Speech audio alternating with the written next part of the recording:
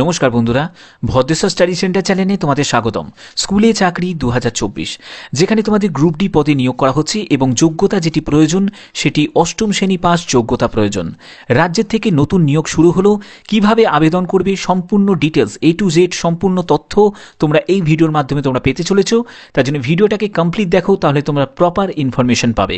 তো মূল ভিডিওতে যাওয়ার আগে প্লিজ একটাই রিকোয়েস্ট, চ্যানেলটাকে অতি অবশ্যই সাবস্ক্রাইব করে বেল আইকন অল করে নাও এবং ভিডিওটাতে এখনই একটা লাইক করে দাও। তো চলো মূল ভিডিওতে চলে যাচ্ছি। তো বন্ধুরা, আমি পিডিএফটা ওপেন করে নিয়েছি। এখানে তোমরা দেখতে পাচ্ছ যে the candidate must submit their application through online, অর্থাৎ শুধুমাত্র অনলাইন পোস্ট মাধ্যমেই কিন্তু তোমাদের আবেদন করতে হবে। এখানে তোমাদের যেসব পোস্টে নিয়োগ করা হচ্ছে সেই সব পোস্টের ব্যাপারেও কিন্তু বলা আছে। তোমাদের caretaker, male sweeper, group D female, night guard, lab attendant, cook, helper to cook, বিভিন্ন পোস্টে তোমাদের নিয়োগ করা হচ্ছে। এখানে তোমাদের এজ যেটি হতে হবে সেটি 18 থেকে 40 বছরের মধ্যে তোমার বয়স হতে হবে। এখানে 18 থেকে 40 বছরের মধ্যে তোমার যদি বয়স হয়, আমি এটি EWS ক্যান্ডিডেটদের ক্ষেত্রে বলছি। যারা SC ST কমিউনিটি থেকে যারা আছো তাদের ক্ষেত্রে 5 বছর রিল্যাক্সেশন আছে, আর যারা OBC কমিউনিটি থেকে যারা আছো তারা বয়সে 3 বছর রিল্যাক্সেশন আছে। পরবর্তী যেটি তোমাদের এসেন্সিয়াল কোয়ালিফিকেশন, দেখো এসেন্সিয়াল কোয়ালিফিকেশন যারা কেয়ারটেকার পদের জন্য আবেদন করবে তাদের ক্ষেত্রে গ্র্যাজুয়েশন যোগ্যতা চাওয়া হয়েছে, ঠিক আছে। আর যারা যারা আদার দেন কেয়ারটেকার, অর্থাৎ কেয়ারটেকার ছাড়া যেসব পোস্ট আছে যেমন male sweeper, group D female, night guard, lab attendant, cook, helper, এইসব পদে যদি তুমি আবেদন করতে চাও তাহলে এইসব পদের জন্য তোমাদের যোগ্যতা শুধুমাত্র অষ্টম শ্রেণী পাস। তুমি যদি অষ্টম শ্রেণী পাস করে থাকো তাহলেই কিন্তু তুমি আবেদন করতে পারবে, ঠিক আছে। এখানে তোমাদের বেতন কত টাকা পাবে দেখো। যারা কেয়ারটেকার পদের জন্য আবেদন করবে তারা 17,000 টাকা প্রতি মাসে তোমরা বেতন পেয়ে যাবে। যারা সুইপার পদের জন্য আবেদন করবে তারা 11,000 টাকা প্রতি মাসে বেতন পেয়ে যাবে। যারা গ্রুপ ডি পদের জন্য আবেদন করবে তারা 12,000 টাকা প্রতি মাসে বেতন পেয়ে যাবে। নাইট গার্ডের জন্য 12,000 টাকা প্রতি মাসে পাবে। ল্যাব অ্যাটেন্ডেন্টের জন্য 15,000 টাকা প্রতি মাসে, কুক পদের জন্য 12,000 টাকা প্রতি মাসে এবং হেল্পার টু কুক পদের জন্য 11,000 টাকা প্রতি মাসে তোমরা বেতন পেয়ে যাবে। এখানে তোমাদের সিলেকশন প্রসিডিওরটা একবার বলে দিই। সিলেকশন প্রসিডিওরের ক্ষেত্রে দেখো, যারা যারা caretaker, male sweeper, group D female, night guard, lab attendant, cook, helper to cook, এইসব পদের ক্ষেত্রে তোমাদের প্রথমে যেটি হবে সেটি রিটিন এক্সামিনেশন হবে। অর্থাৎ প্রথমে রিটিন এক্সামিনেশন হবে, তারপরে তোমাদের হবে হচ্ছে ইন্টারভিউ হবে। তো এই দুটি পদ্ধতির মাধ্যমে কিন্তু তোমাদের সিলেকশন করা হবে। তো এখানে তোমাদের সিলেবাস রিলেটেড কিন্তু এখনো কোনো ইনফরমেশন দেওয়া হয়নি। যখনই তোমাদের সিলেবাস রিলেটেড কোনো ইনফরমেশন আসবে আমি কিন্তু তোমাদের জানিয়ে দেবো, ঠিক আছে। তো এখানে তোমরা দেখতে পাচ্ছ যে এখানে আরেকটি কথা তোমাদের বলা আছে, তোমরা যখন আবেদন করবে তোমাদের প্রথমে কিন্তু রেজিস্ট্রেশন করতে হবে। সেই রেজিস্ট্রেশন নাম্বারটা তোমাদের এনি ফিউচার রেফারেন্সের জন্য তোমাদের রেখে দিতে হবে। পরে তোমরা যখন অ্যাডমিট কার্ড ডাউনলোড করবে তখন এই তোমাদের রেজিস্ট্রেশন নাম্বারটা লাগবে, ঠিক আছে। After filling up submission of application form properly print out shall be taken for future reference, অর্থাৎ বুঝতে পারছো তোমাদের ভবিষ্যতের জন্য তোমাদের এই অ্যাপ্লিকেশন ফর্ম তোমরা যে রেজিস্ট্রেশন করলে সেই সাবমিট করার ফর্মটা তোমরা কিন্তু প্রিন্ট আউট করে রেখে দেবে। তোমাদের ফিউচারে যখন তোমরা ইন্টারভিউতে যাবে তখন যে ডিভি হবে, ডকুমেন্ট ভেরিফিকেশন হবে, তখন কিন্তু এটি প্রয়োজন হতে পারে। পরবর্তী যেটি বলছে, no edit option after final submission will be available, অর্থাৎ বুঝতে পারছো তোমরা যেসব ডেটাগুলো ইনপুট করবে সেই ডেটাগুলো যেন সঠিক ইনপুট করবে, কোনো ভুল তথ্য দেবে না, কারণ কোনো রকম এডিট অপশন কিন্তু তোমরা পাবে না, ঠিক আছে। পরবর্তী যেটি বলছি, willing candidates can apply online with effect 13/1/2024, অর্থাৎ তোমাদের 13 তারিখ থেকে কিন্তু আবেদন শুরু হয়ে গেছে। তোমাদের আবেদনের লাস্ট ডেট হচ্ছে 29 জানুয়ারি 2024, ঠিক আছে।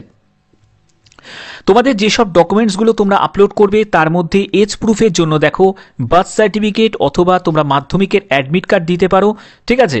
তারপরে বলছে রেসিডেন্সিয়াল প্রুফ, রেসিডেন্সিয়াল প্রুফের জন্য নয় ভোটার আইডি কার্ড দিতে পারো, না হলে আধার কার্ড দিতে পারো, বা যদি রেসিডেন্সিয়াল সার্টিফিকেট থাকে তাহলে সেটা দিতে পারো, যে কোনো একটি তোমরা দেবে। এডুকেশন কোয়ালিফিকেশনের জন্য তোমাদের marksheet, certificate as per post apply, যে পোস্টে তুমি আবেদন করছো সেই পোস্টের তোমাদের রেসপেক্টে তোমাদের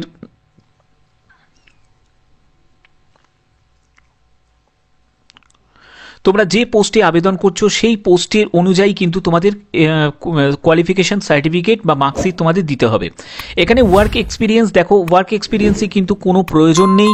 এখানে দেখো if any as per apply, যদি তোমাদের থাকে দেবে, যদি না থাকে কোনো প্রয়োজন নেই। এবং তোমাদের যেটি বলছে সেটি one candidate could apply for one post, only one post, অর্থাৎ যে কোনো একটি পোস্টের জন্যই কিন্তু তুমি আবেদন করতে পারবে। এটা নয় যে তুমি একাধিক পোস্টের জন্য আবেদন করতে পারবে, ঠিক আছে।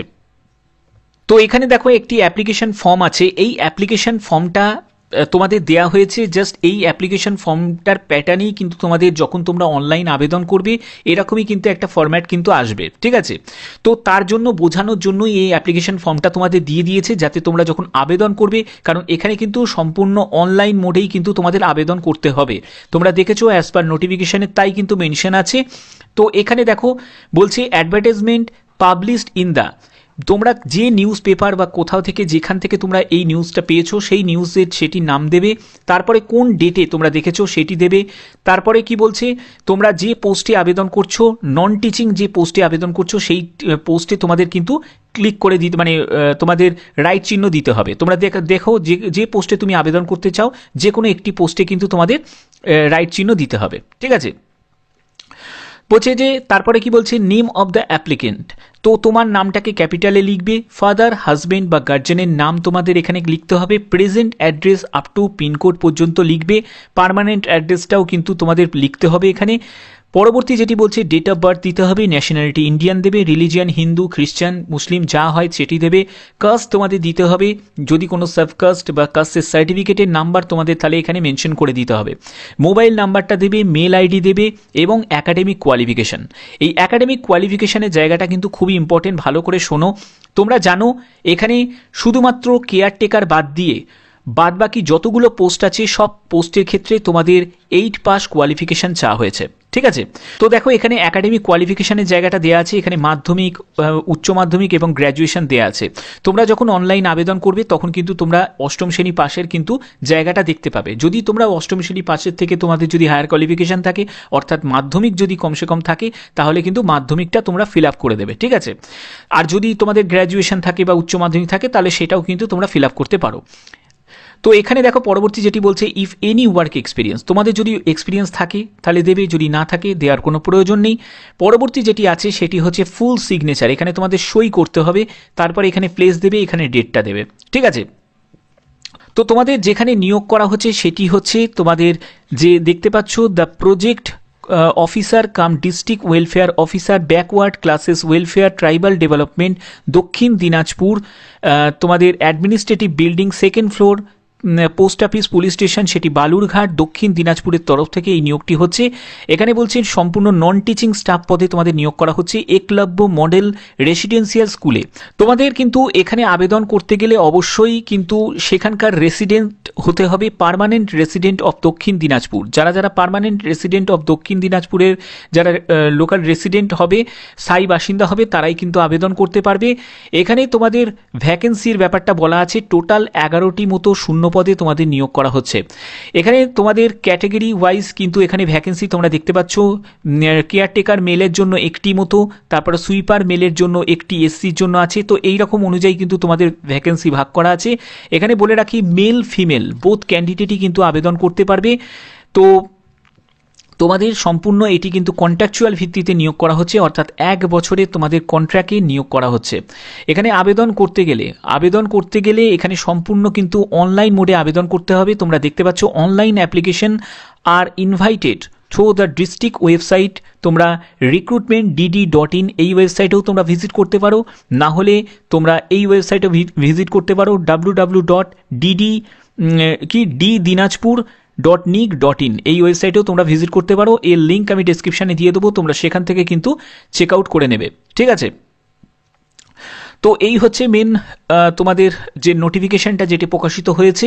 তোমরা যারা যারা আবেদন করতে চাও তারা অবশ্যই কিন্তু নির্দিষ্ট সময়ের মধ্যে কিন্তু আবেদন কমপ্লিট করে দিও। তো আশা করি তোমাদের ভিডিওটা ভালো লেগেছে। যদি ভিডিওটা ভালো লেগে থাকে অতি অবশ্যই ভিডিওটাতে লাইক করবে, চ্যানেলটাকে সাবস্ক্রাইব করে বেল আইকন অল করে রাখবে। তো আজকের মতো এইটুকুই, টাটা।